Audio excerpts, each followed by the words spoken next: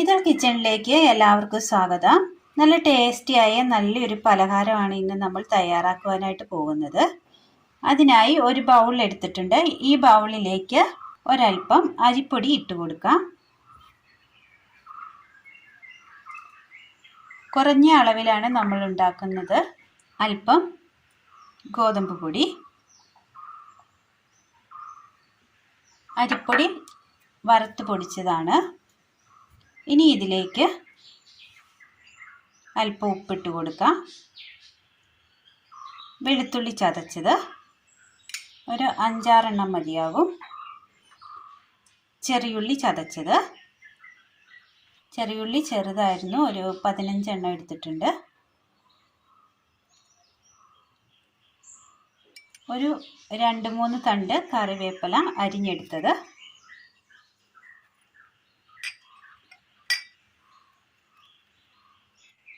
എരിവിനാവശ്യമായ മുളക് പൊടി,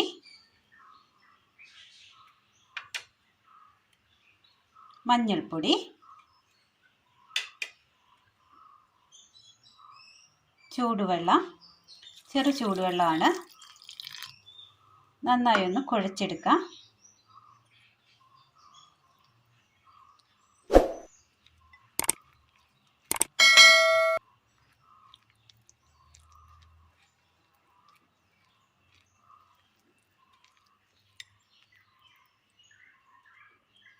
ഇനി കൈ വെച്ച് നന്നായി ഒന്ന് കുഴച്ചെടുക്കണം.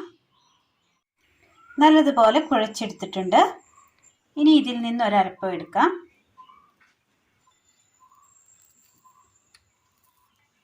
ഈ ഒരു വലിപ്പത്തിൽ വേണം എടുക്കുവാനായിട്ട്. ഒന്ന് നിരത്തി കൊടുക്കാം.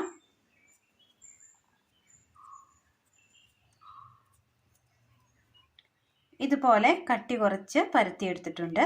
കൈ വെച്ച് തന്നെ പരത്തിയെടുത്താൽ മതി. അടുപ്പത്തൊരു പാത്രം വെച്ച് കൊടുത്തതിന് ശേഷം അല്പം എണ്ണ ഒഴിച്ചു കൊടുക്കാം.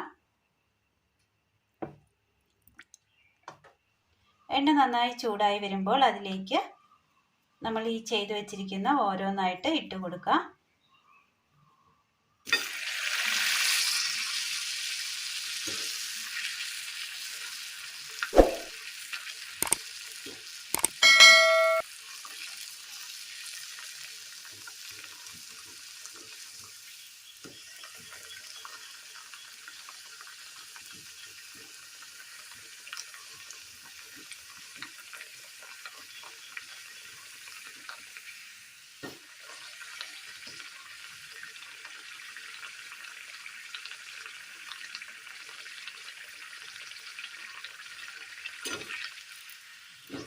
നാല് മണി ചായക്കൊപ്പം കഴിക്കാൻ പറ്റിയ നല്ലൊരു അടിപൊളി സ്നാക്സ് ആണ്. മധുരമൊന്നുമില്ല.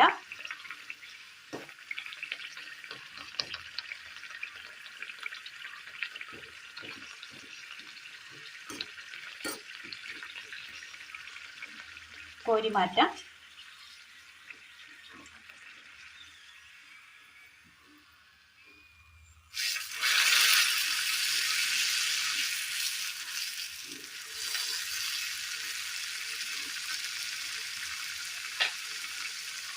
ഇതുപോലെ മറ്റെല്ലാം കൂടി ഒന്ന് ചെയ്തെടുക്കാം.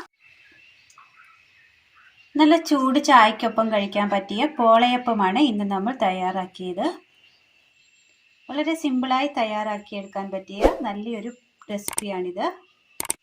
നല്ല ടേസ്റ്റിയായ പോളയപ്പമാണ്. എല്ലാവരും ഒന്ന് ചെയ്ത് നോക്കണം. അഭിപ്രായങ്ങൾ കമൻറ്റ് ബോക്സിൽ അറിയിക്കാൻ മറക്കരുത്.